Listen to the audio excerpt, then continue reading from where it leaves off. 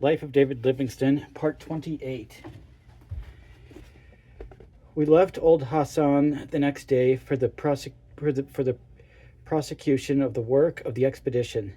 Feeling much happier when we had left for many a day, desertions had now ceased, and there remained in chains but no one incorrigible, whom I had apprehended twice after twice deserting.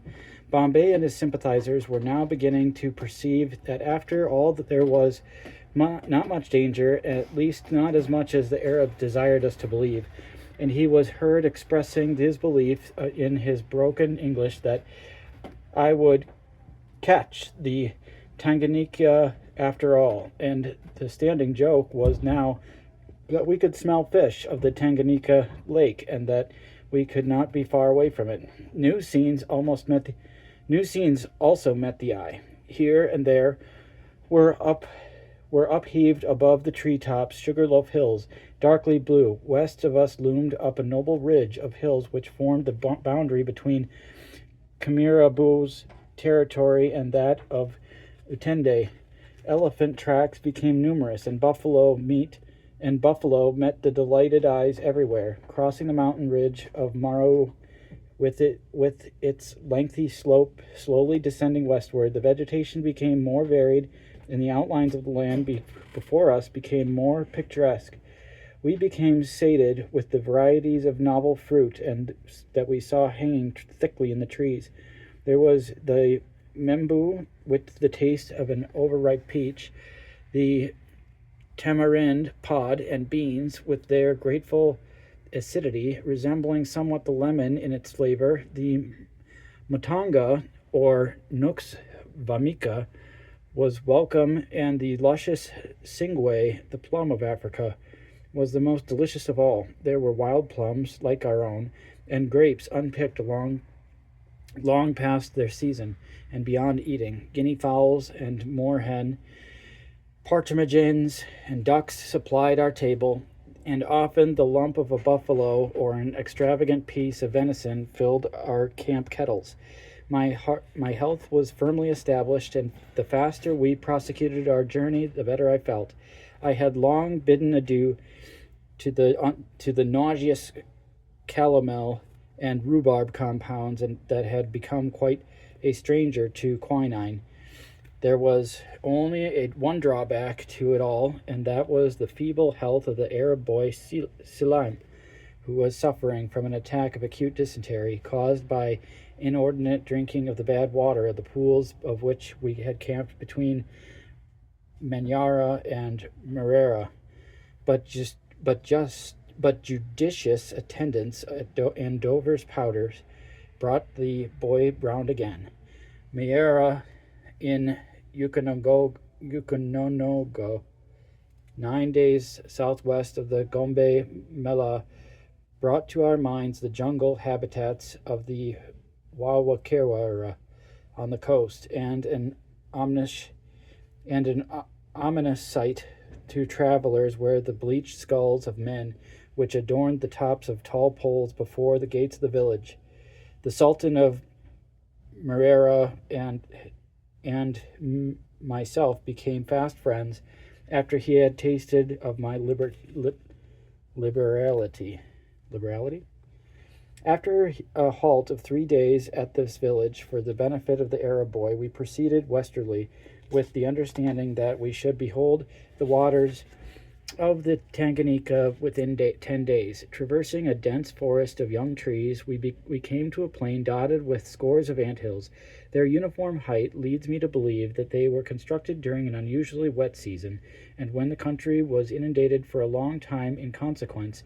The surface of the plain also bore the appearance of being subject to such inundations. Beyond this plain, about 4 miles, we came to a running stream of purest water, a most welcome sight after so many months spent by brackish pools and nauseous swamps. Crossing the stream, which ran northwest, we immediately ascended a steep and lofty ridge, whence we obtained a view of grand and imposing mountains, of isolated hills rising sheer to great heights from the plain stretching far into the heart of Ufipa, cut up by numerous streams flowing into the Rungwa River, which during the rainy season overflows this plain and forms the lagoon set down by Speke as the Rikwa. We continued still westward, crossing many a broad stretch of marsh and oozy bed of melas, whence rose the streams that formed the Rungwa some 40 miles south. At the campaign, at a camping place beyond Murera, we heard enough for some natives who visited us to assure us that we were rushing to our destruction as we still kept westward. After receiving hints of how to evade the war-stricken country in our front, we took the road leading north-northwest. While continuing on this course, we crossed streams running into the Rungwa south and others running directly north to the Malagartsi from either side of a lengthy ridge which served to separate the country of the Unyawetsi from Ukawendi, and were also attracted for the first time by the lofty and tapering maul trees used on the Tanganyika Lake for the canoes of the natives who dwell on its shores. The banks of the numerous streams are lined with dense growths of these sharp, shapely trees, as well as of the sycamore and gigantic tamarinds, which rivaled the largest sycamore in their breadth of shade. The undergrowth of bushes and tall grass, dense and impenetrable, likely resorts of leopard and lion and wild boar, were enough to appall the stoutest heart. One of my donkeys, while being driven to water along the narrow path, hedged by the awesome brake on either side, was attacked by a leopard, which fastened its fangs in the poor animal's neck, and it would have made short work of it had not its companions set up such a braying and chorus as might have terrified a score of leopards. And that same night, while encamped continuous to that limpid stream of Matambu, with lofty line of enormous trees rising dark and awful above us, the lions issued from the breaks beneath and prowled about the well-set bush defense of our camp, venting their fearful clamor without intermission until morning.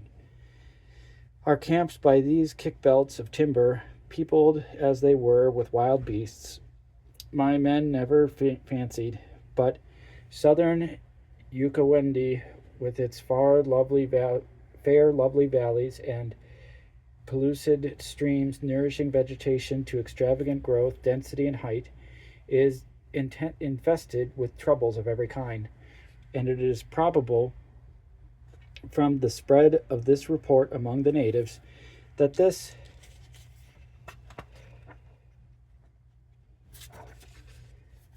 is the cause of the scant population of one of the loveliest countries Africa can boast. The fairest of California's scenery cannot excel, though it may equal, such scenes as Ukawendi can boast of, and yet a land as large as the state of New York is almost uninhabited. Days and days one may travel through primeval forests, now ascending ridges overlooking broad, well-watered valleys, with belts of valuable timber crowning the banks of the rivers, and behold exquisite bits of scenery, wild, fantastic, picturesque, and pretty, all within the scope of vision whichever way one may turn.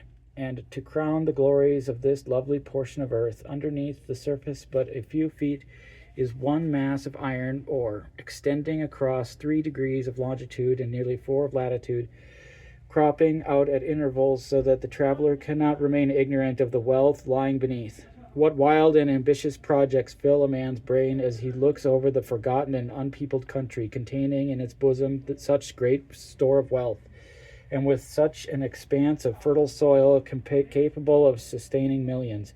What a settlement one could have in this valley. See, it is broad enough to support a large population. Fancy a church spire rising where the tamarind rears its dark head, its dark crown of foliage, and think of how well a score or so pretty cottages would look instead of those torn clumps of gum trees. Fancy this lovely valley, teeming with herds of cattle and fields of corn, spreading out to the right and left of this stream. How much better would such a state become, this valley, rather than its present deserted and wild aspect. But be hopeful.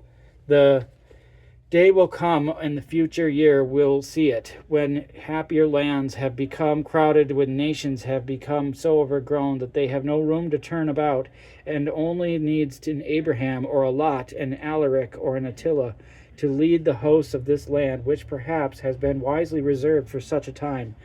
After the warning so kindly given by the natives so soon after leaving Merera in Yukonagogo, 5 days' marches brought us to Merera in the district of Rwanda in Ukawendi.